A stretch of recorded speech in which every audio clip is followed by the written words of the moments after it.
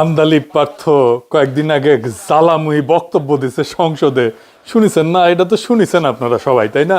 সবাই ধন্য ধন্য করিচ্ছে, ধন্য ধন্য বলি তারে। তারেক রহমান খুশি হয়ে পিঠ চাপড়ে দিচ্ছে, দেখেন। তবে জুলাই সনদ নিয়ে মূল যে স্পিরিট পার্থর, সেইটার সাথে আমি যে ভিডিও দিছি কয়েকদিন আগে, সেটার কোনো তফাৎ নাই। জুলাই সনদের ব্যাপারে কমিটমেন্টের প্রশ্নে বিএনপি তাদের অবস্থান শক্ত করতেছে বলে আমার মনে হয়েছে। এটা সত্য, বিএনপি ফ্যাসি বিরোধী লড়াইয়ের সহযোদ্ধা কমরেড। জুলাই নির্মাণে তার অবদান অস্বীকার করা সম্ভব না। আমাদের সকলের শরীরে মনে আমরা প্রত্যেকেই ফ্যাসিবাদের চিহ্ন বহন করতেছি, বিএনপি এর বাইরে না। পার্থ জুলাই নিয়ে কি বলছে সেটা রেকর্ডে থাকা দরকার, শোনেন। এবং আমি আপনাকে বলে দিচ্ছি, যদি জুলাই সনদের বিরুদ্ধে আমরা স্ট্যান্ড করি, এরা স্ট্যান্ড, আমাদের ঐক্য স্ট্যান্ড করে, আমি আন্দালিব রহমান পার্থ তার বিরুদ্ধে দাঁড়িয়ে কথা বলবো ইনশাআল্লাহ। তারেক রহমান নিজে হ্যাঁ ভোট দিতে বলছে গণভোটে। আপনাদের সকলকে অনুরোধ করব যে ধানের শীষে যেমন সিলটা দিবেন 12 তারিখে, একই সাথে আপনাকে যে দ্বিতীয় ব্যালট পেপারটি দিবে হ্যাঁ এবং না, সেখানে হায়ের পক্ষে দয়া করে আপনারা রায় দিবেন, মনে থাকবে তো? সালাউদ্দিন সাহেব বলছে জুলাই সনদের পক্ষে আমরা আছি। তো সেটা তো আর নির্বাচিত হয় নাই, সেটা হচ্ছে জুলাই জাতীয় সনদের পক্ষে আছে কি নাই। তো জুলাই জাতীয় সনদের পক্ষে তো আমরা আছি, সারা জাতি আছে। শুনেছেন, রেকর্ড থাকলো। আমরা লক্ষ্য রাখবো কি করে বিএনপি রেজিং সংবিধান সংস্কার নিয়ে, জুলাই সনদের প্রতি তার কমিটমেন্টটা কতটুকু রাখে, সেটা আমরা দেখব। তবে আজকের আলাপটা পার্থর বক্তৃতার অন্য কিছু অংশ নিয়ে, কারণ পার্থ এমন কিছু বলছে, আরো কিছু ওইটা বলতে যায়, যেগুলো নিয়ে কিছু আলাপ আমাদের করতেই হবে। একটা জিনিস সত্য, যে বিরোধী দল আর দেশের মানুষের মধ্যে একটা বড় অংশ বিএনপির জুলাই সনদের প্রতি কমিটমেন্টের প্রতি আস্থা পাইতেছে না। এইটা বিএনপিকে বুঝে দেখতে হবে যে কেন আস্থা পাইতেছে না। এটাও পার্থের বক্তব্যে আছে, কেন আস্থা পাইতেছে না এটা পার্থর বক্তব্যে আছে। শোনেন, পার্থ বলতেছে আপনারা কেন বিপ্লবী সরকার করলেন না। শোনেন, একদম রেসপেক্টের সাথেই বলি, আপনারা সেই সময় রেভলিউশনারি গভর্নমেন্ট করেন নাই কেন? নর্মাল গভর্নমেন্টে গেলেন কেন? ট্রানজিশনাল রেভলিউশনারি গভর্নমেন্ট করতেন। শুনেছেন পার্থ কেন বলতেছে আপনারা কেন করলেন না? মানে অন্তর্বর্তীকালীন সরকার কার পার্থ? এটা তো আপনার না, আপনারা ছিলেন না সেই সরকার তৈরির সময়। আপনারা যান নাই ক্যান্টনমেন্টে ড্যাং ড্যাং করতে করতে, বাসে কইরা, মাইক্রো বাসে কইরা, বাসে কইরা। এই সরকার কেমন হবে সেটাতে আপনাদের বক্তব্য ছিল না, বক্তব্য নেওয়া হয়নি। আপনারা তো নিজেই বলছেন অন্তর্বর্তীকালীন সরকার আপনাদেরই ছিল। শোনেন, আপনাকে একটা কথা বলি, আসলে বলা উচিত না, ইন্টারিম গভর্নমেন্ট তো আমাদেরই ছিল। এখন হাত ঝেড়ে ফেলতেছেন কেন? তখন যদি বিপ্লবী সরকার হয়ে না থাকে, এটার দায়িত্ব জামাত এনসিপির একার না। আপনি জামাত এনসিপির উপর দায়িত্ব পাইতেছেন। এই সরকার তৈরির সময় আপনি ছিলেন, আপনি নিজের দায়িত্ব নিলেন একটু আগেই। আবার শোনান, আপনাকে একটা কথা বলি, আসলে বলা উচিত না, ইন্টারিম গভর্নমেন্ট তো আমাদেরই ছিল। আপনি এনসিপির উপর দায়িত্ব পেতেছেন। এই সরকার তো তৈরি হয়েছে আসিফ নজরুলের বাসায়। দেখেন, একটা ক্লিপ দেখাই। এই ভদ্রলোক বলতেছে যে আসিফ নজরুল এবং সামরিক কর্তৃপক্ষ ইন্টারিম গভর্নমেন্ট তৈরির ক্ষেত্রে সবচেয়ে বেশি ভূমিকা রাখছে। অনেকগুলো মানে স্বার্থের সম্মিলন হয়েছে। একদিকে হচ্ছে আর্মড ফোর্সেসের, তাদের তো নিজস্ব পছন্দ নিশ্চয় ছিল। আমাদের যিনি চিফ অ্যাডভাইজার হলেন, ওনারও নিজস্ব পছন্দ ছিল। এবং ওই সময় সবচেয়ে যিনি বেশি প্রভাব বিস্তার করেছিলেন, বিশেষ করে আমাদের যিনি অধ্যাপক, সম্মানিত অধ্যাপক আসিফ নজরুল, ওনার প্রভাবটাও কাজ করেছে। এবং বিশেষ করে প্রফেসর ইউনূসের সাথে ওই মুহূর্তে ওনার যে সম্পর্কটা আমার কাছে মনে হচ্ছে অনেক প্রগাঢ় ছিল বিভিন্ন কারণে, যার ফলে উনি হয়তো বা প্রফেসর ইউনূসের সাথে এই কে কোন নামগুলা যাবে কোন নামগুলা যাবে না, উনি একটা বড় নিয়ামকের ভূমিকা পালন করে থাকতে পারেন, যদি আমি নিশ্চিত না। কিন্তু এই আলাপগুলা কিন্তু সত্যিকার অর্থে কেউ বলছে না। শুনেছেন? আচ্ছা, এবার শুনেন, বঙ্গভবনে যাইয়া প্রধান উপদেষ্টা কে হবে এটাও তারা ঠিক করেছে। মানে এই দুইজন, একজন এই যে মানজার আল মতিন, যার আব্বু মাহমুদ ভাইকে বলছিল ট্রুথ ইজ নো ডিফেন্স। শুনেন, কিন্তু আমার কাছে এই মুহূর্তে মনে হচ্ছে যেদিন আমরা বঙ্গভবনে গেলাম 6 আগস্ট, তখন বিশেষ করে আমাদের একটা বড় দায়িত্ব ছিল আমাদের যে নতুন সরকার হবে সেই সরকারের প্রধান কে হবেন অন্তর্বর্তী সরকারের। তো সেটা একটা কাজ ছিল, যেই কাজটা আমরা বোধহয় 6 থেকে 7 ঘন্টা লেগেছিল সম্পূর্ণ করতে, এবং দীর্ঘ সময় আমাদেরকে বঙ্গভবনে থাকতে হয়েছিল। আমি যদি ভুল না করি সেই দিনটা ছিল 6 আগস্ট, এবং এটার পেছনে আপনারও কিছু অবদান ছিল, বিশেষ করে বঙ্গভবনে যাওয়া কিংবা না যাওয়া নিয়ে। শুনেছেন? আচ্ছা বলেন তো, এই লোকটার চিনেন আপনি? সাদা চুল, ঢাকা ইউনিভার্সিটি প্রফেসর। সে নিজেই বলছে সে একটা নিরাপদ জীবন চায়, সিভিল সোসাইটি নিরাপদে থাকতে চায়। শুনেন, সিভিল সোসাইটির অনেকেই যারা নেতৃত্ব ছিল, তার মধ্যে আমিও নিশ্চয়ই আছি। সিভিল সোসাইটি তো সবসময় একটু নিরাপদেই থাকতে চায় সামাজিকভাবে। তো মাস্টার তুমি তাইলে এর মধ্যে ঢুকো কেন বাপ? কেন বিশ্ববিদ্যালয়ের শিক্ষকদের ওই জায়গায় যাইতে হবে? সরকার কেমন হবে সেটা ঠিক করতে হবে কেন? সে যে কয়টার নাম বলিছে ওখানে কারা কারা গেছিল বঙ্গভবনে, আপনারা জানতেন যে এরকম ইউনিভার্সিটির মাস্টাররা গেছিল? এদেরকে নাহিদ নিয়ে গেছে, ওই সেই বলতেছে নাহিদ নিয়ে গেছে। বিশেষ করে সেই সময় প্রথম যোগাযোগটা করেছিল নাহিদ, যে স্যার আপনাদেরকে যেতে হবে, আপনারা একজন যাবেন। এই যে কয়টা টিচার গেছিল সব কয়টা আলট্রা সেকুলার লেফট, আমি তাদের নাম বলতেছি না। তাহলে বুঝেন এই ট্রানজিশনটা কেমনে ম্যানেজড হয়েছে, কেমনে এই সরকার তৈরি হয়েছে। সরকার তৈরির দায় তো এদের। তারপরে মানুষের মনে কেন সন্দেহ আছে জানেন? সংবিধান সংস্কার কমিশন এগুলো তো বিএনপির দফা। বিএনপির 31 দফার প্রথম দফা কি ছিল? এডিটর সাহেব দেখান। দফা 1, সংবিধান সংস্কার কমিশন গঠন। একটি সংবিধান সংস্কার কমিশন গঠনের মাধ্যমে বিতর্কিত ও অগণতান্ত্রিক সংশোধনীয় পরিবর্তন পর্যালোচনা করে প্রয়োজন অনুযায়ী বাতিল বা সংশোধন করার কথা জানানো হয়। সংবিধানে গণভোট ব্যবস্থা পুনঃপ্রবর্তন করে জনগণের গণতান্ত্রিক অধিকার পুনঃপ্রতিষ্ঠা করার কথা বলা হয়। তো সংবিধান সংস্কার কমিশন কই আপনার? 1 নম্বর দফা তো ছিল আপনার 31 দফা, এটা আপনাদের। বাদ দেন প্রফেসর ইউনূসের সংবিধান সংস্কার, আপনাদেরটা করেন। এখন মুখটা বন্ধ কেন? এই যে পার্থ সাহেব, বলেন তো কি বলছিলেন 31 দফার 1 নম্বরে? বাড়ি কোথায় গোপালী? আপনার মুখটা এখন বন্ধ কেন বলেন তো? কি বলছিলেন এতক্ষণ ধরে? মুখটা বন্ধ কেন এখন? দেশ কোথায় গোপালী? দেখেছেন, খালেদা জিয়াও একই কথা কয়। পার্থ কইছে এনসিপি কে আপনারা জেনজি কে রিপ্রেজেন্ট করেন, আপনারা জামাত জেনারেশন হইয়েন না। শুনেন, আর এনসিপি যে আমাদের দল, আমাদের হিরোরা যারা যুদ্ধ করেছেন, যারা এখানে আছেন, তাদেরকে বলে দিই আপনারা জেনজি কে রিপ্রেজেন্ট করেন, জামাত জেনারেশন হয়ে যান না। আপনারা তো বাংলাদেশে জাতীয়তাবাদী রাজনীতি করেন, বাকশালী হয়ে যায় না। আওয়ামী লীগের সমর্থন নিয়ে তো ক্ষমতায় এসেছেন।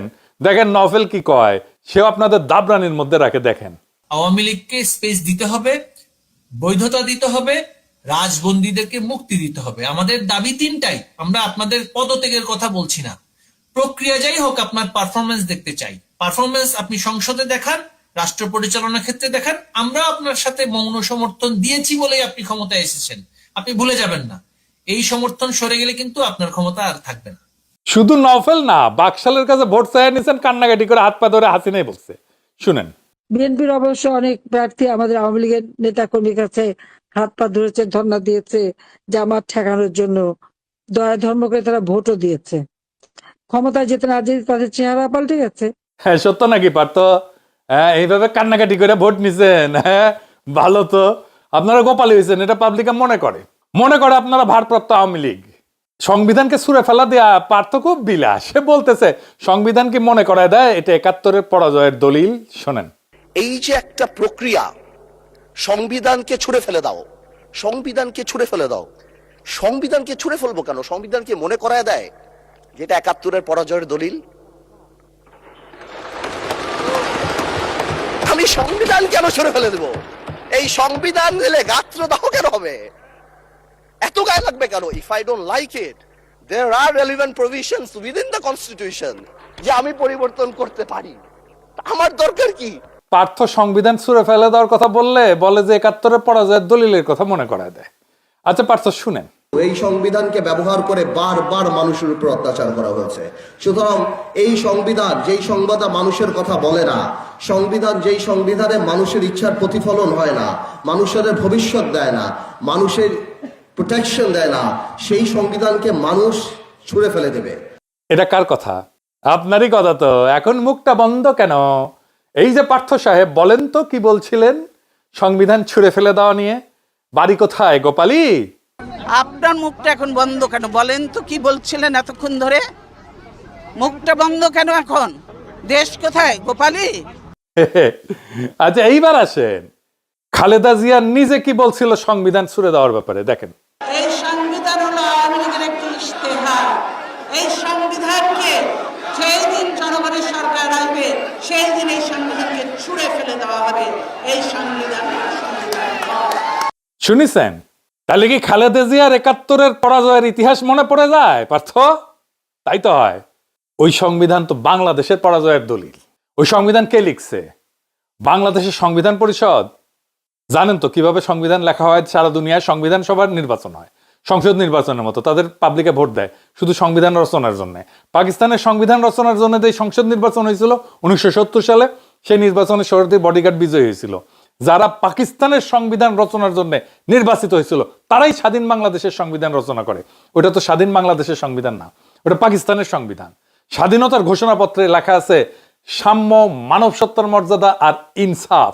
এইটা দিয়ে আমরা দেশ গড়বো, এটা থাকবে আমাদের মূল নীতি, রাষ্ট্রের মূল নীতি। কেন নাই এইগুলা? একটাও নাই এই ৭২-এর সংবিধানে। কেন এর মধ্যে সাম্য নাই? কেন এর মধ্যে মানব সত্তার মর্যাদা নাই? কেন এর মধ্যে ইনসাফ নাই আমাদের মূলনীতি হিসাবে? কেন নাই ৭২-এর সংবিধানে? আপনি যুদ্ধ করতেছেন, যুদ্ধে যেতে আপনি কেমন ধরনের রাষ্ট্র করবেন এটাই তো ঘোষণাপত্র। আপনি সেই ঘোষণাপত্র লিখছেন, আপনি বলছেন আমি সাম্যের বাংলাদেশ গড়ব, আমি মানব সত্তার মর্যাদা থাকবে সেইখানে, আপনি বলছেন আর ইনসাফ থাকবে সেইখানে, সেই বাংলাদেশে। সেটা হবে আমাদের মূলনীতি। আপনি একটাও রাখলেন না, একটাও না ৭২-এর সংবিধানে। কেন? ওটা কেমনে স্বাধীন বাংলাদেশের সংবিধান হয়? পাকিস্তানের সাথে মিলাই দেখেন বাংলাদেশের সংবিধান, মিল আছে। ওই ৭২-এর সংবিধানের মিল আছে পাকিস্তানের সংবিধানের সাথে। জরুরি আইনের ভাষা, মৌলিক অধিকার রদ করা থেকে শুরু করে রাষ্ট্রধর্ম, সংসদের উপর দলীয় নিয়ন্ত্রণ, প্রস্তাবনার রাজনৈতিক এবং আধ্যাত্মিক ভাষা, রাষ্ট্রের সাংবিধানিক পরিচয়, সব পয়েন্টে পয়েন্টে মিল। আচ্ছা পার্থ, এই সংবিধান তো আপনার প্রিয় কোনো জিনিস ছিল না। আপনি তো ৭২-এর সংবিধান যে আওয়ামী লীগের রক্ষিতা ছিল সেটা তো আপনিও কইছিলেন। আপনি তো নিজেই বলছিলেন এই সংবিধানকে জনগণ ছুঁড়ে ফেলে দিবে। তা আপনি কেন এখন এটা নিয়ে দিওয়ানা হইলেন? শোনেন আপনি কি বলছিলেন। এই সংবিধানকে ব্যবহার করে বারবার মানুষের উপর অত্যাচার করা হয়েছে। সুতরাং এই সংবিধান যেই সংবিধান মানুষের কথা বলে না, সংবিধান যেই সংবিধানে মানুষের ইচ্ছার প্রতিফলন হয় না, মানুষের ভবিষ্যৎ দেয় না, মানুষের প্রোটেকশন দেয় না, সেই সংবিধানকে মানুষ ছুঁড়ে ফেলে দেবে। শুনেছেন পার্থ কি কইছিলেন? এবার সংসদে কি কইছে পার্থ, এডিটর সাহেব আবার শোনান। এই যে একটা প্রক্রিয়া, সংবিধানকে ছুঁড়ে ফেলে দাও, সংবিধানকে ছুঁড়ে ফেলে দাও। সংবিধানকে ছুঁড়ে ফেলবো কেন? সংবিধানকে মনে করায় দেয় যেটা ৭১-এর পরাজয়ের দলিল। আমি সংবিধান কেন ছুঁড়ে ফেলে দেব? এই সংবিধান দিলে গাত্রদাহ কেন হবে?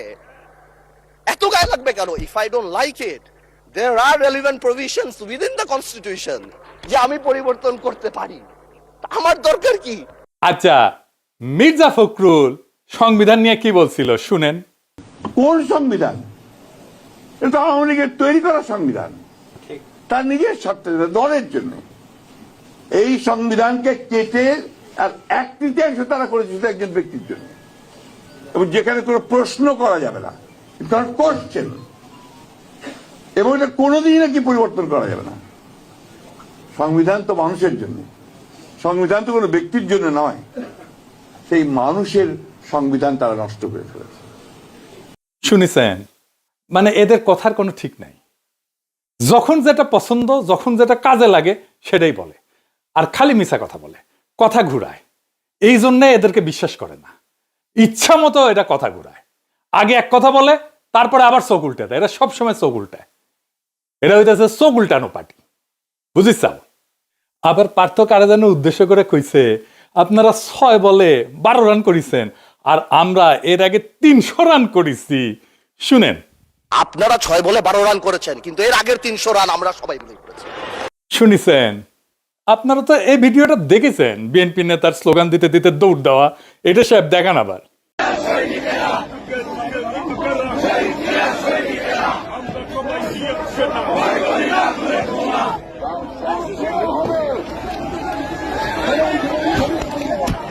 দেখেছেন? কেউ জানতেন যে কেন দৌড় মারিচ্ছে? ওই পার্থ আজকে গলে কয়া দিল 300 রান করা লাগবি না, ওই জন্য দৌড় মারিছে। বিএনপির দৌড়ের উপরে রেখা তাহলে হাসিনা ভালোই করেছে, রান বেশি উঠেছে। দৌড় মারাটাই ওদের কাছে আন্দোলন। আপনারা ঈদের পরে আন্দোলন আন্দোলন শুনেছিলেন না? খালি ঈদের পরে তীব্র আন্দোলনের ডাক দিত মির্জা ফখরুল কেসি গেটের মাঝখানে বসে।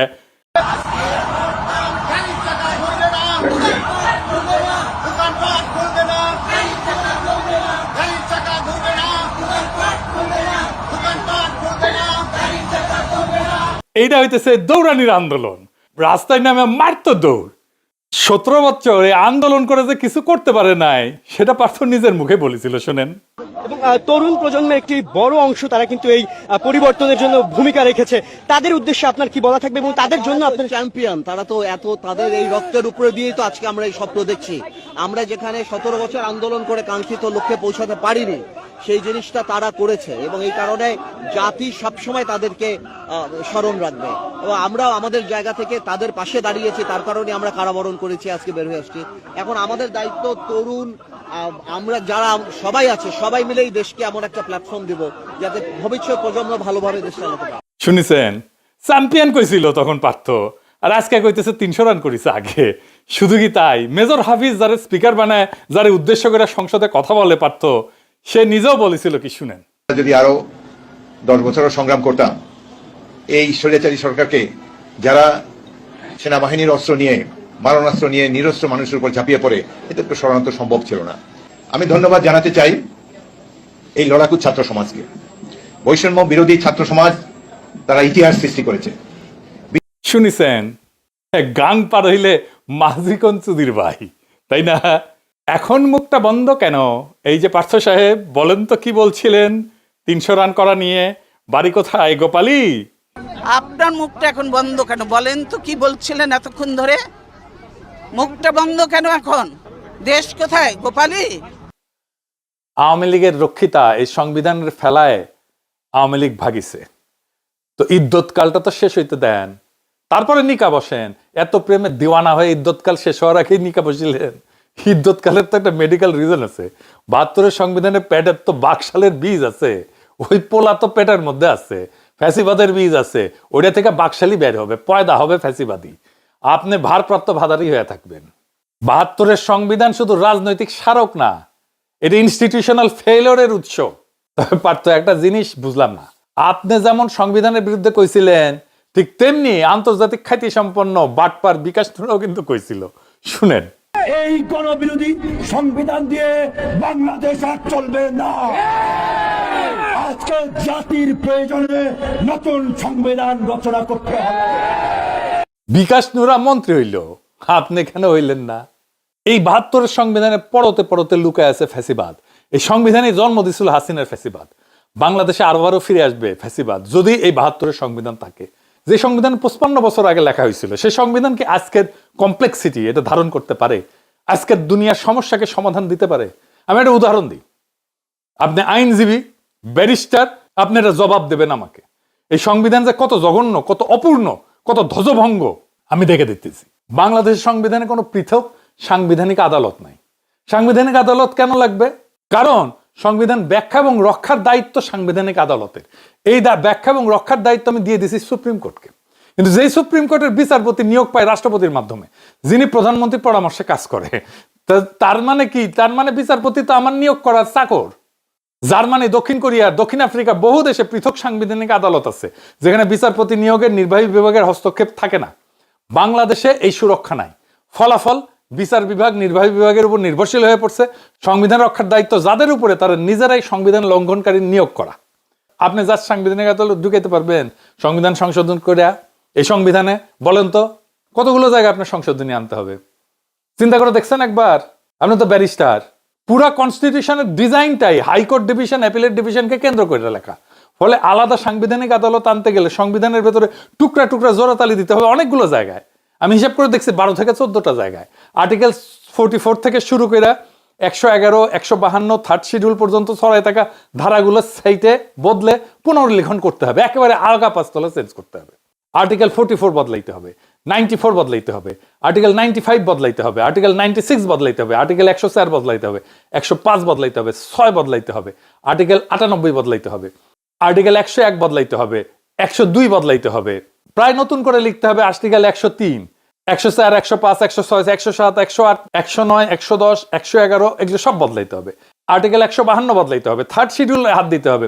আর্টিকেল 148 পুরো আবার পুনর্লিখন করতে হবে, পুরো প্রথম আগা পাঁচতলা 12টা থেকে 14টা মূল অনুচ্ছেদকে আমূল বদলাইতে হবে। এর নতুন সংবিধান লেখা সহজ নাকি? বলবেন এখন সাংবিধানিক আদালতের দরকার নাই। আপনারা বলেন সংসদ মহান, সংসদ সার্বভৌম। না, সংবিধান ব্যাখ্যা আর রক্ষা করার দায়িত্ব সুপ্রিম কোর্টের। আপনার কিসের সার্বভৌম? বাংলাদেশে তো জুডিশিয়াল অটোক্রেসি আছে সব সময়, সবার উপরে আদালত, অনির্বাচিত বিচারকদের রাহাজানি চলে সব সময় সংবিধানের উপরে। কথা খুব সোজা, যে সংবিধান বারবার স্বৈরতন্ত্রের জন্ম দেয়, যে কাঠামো ফ্যাসিবাদ থাকিতে পারে না, যে ব্যবস্থায় জনগণের ভোটের উপরে দল, দলের উপরে নেতা, আর নেতার উপরে আর কেউ থাকে না, সেই ব্যবস্থা রক্ষা করাকে আমি কোনো প্রজ্ঞা বলে মনে করি না, কাপুরুষতা বলে মনে করি, প্রতারণা বলে মনে করি।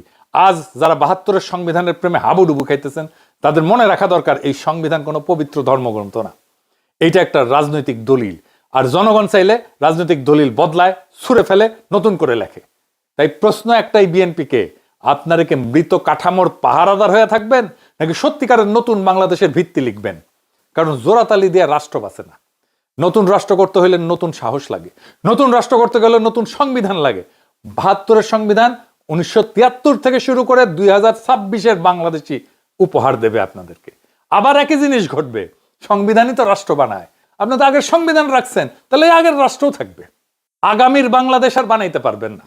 আমরা নতুন সংবিধান লিখবো, আজ বা কাল, একদিন না হয় আর একদিন। নতুন সংবিধান ছাড়া বাংলাদেশ আজাদ হবে না, বাংলাদেশের মানুষের আজাদি আসবে না। আমাদের আজাদ হওয়া দরকার, আমাদের আজাদি দরকার। আজাদি জিন্দাবাদ, ইনকিলাব জিন্দাবাদ।